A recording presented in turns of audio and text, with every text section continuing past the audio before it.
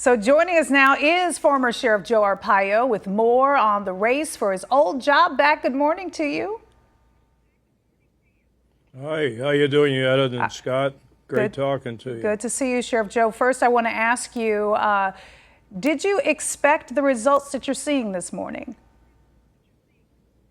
Well, I felt pretty good. I worked hard. I was campaigning on the street, on a hot pavement. Many people told me that they did not know I was running. And I think that hurt me in a way so far. Also, to be honest with you, the age factor. Everybody always talking about my age is 88 years old. I can go on and on. But the reason I entered a race, I never should have lost. The 2016, I won't go into the biased judges, George Soros and that whole bunch. And people asked me to run. I went back into the race. I've been sheriff for 24 years, longest in the history of Maricopa County. I talked to my wife. We've been married 62 years, and my family, and they're all behind me to go back and do something I can to stop the chaos and everything else is happening in our county and in our country. So I decided to do it, and I'm proud of the fact that I don't know, I'm proud of the fact even if I lose. Mm-hmm. It is a referendum in a way because we're kind of tied, and never did I go negative against my opponents. Let's put that right on the table. I ran on my record. People wanted me to run. I did it. And let's see what happens on the final tabulation. Hey, Sheriff Scott here. We talked to and interviewed Jerry Sheridan just a little bit ago. I don't know if you saw that, but he said that he told you several times not to tell the media that you were going to disobey the court order. Do you remember it that way? And what would you do if you win this primary? What will you do differently this time around?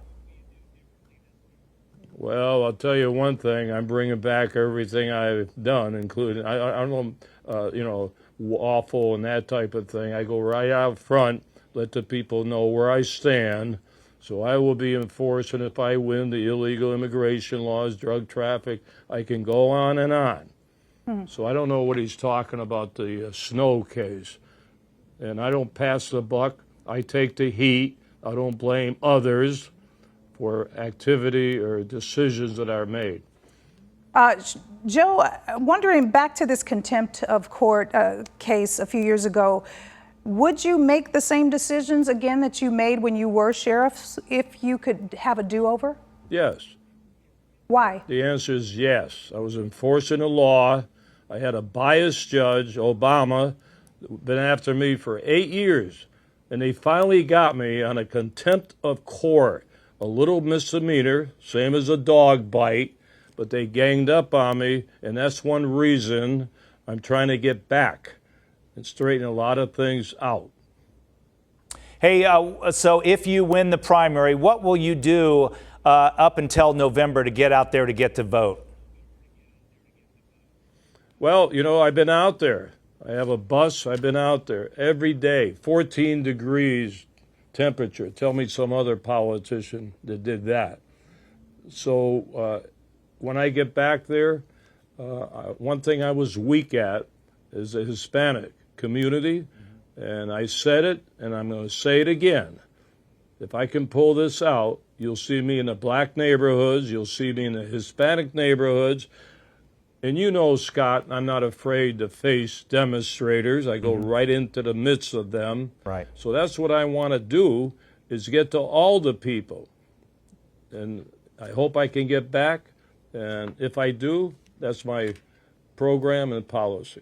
Well, Sheriff, we appreciate you joining us this morning. We'll see how the vote plays out maybe today if we get the results. And it's good seeing you. We wish you the best of luck. Thank you.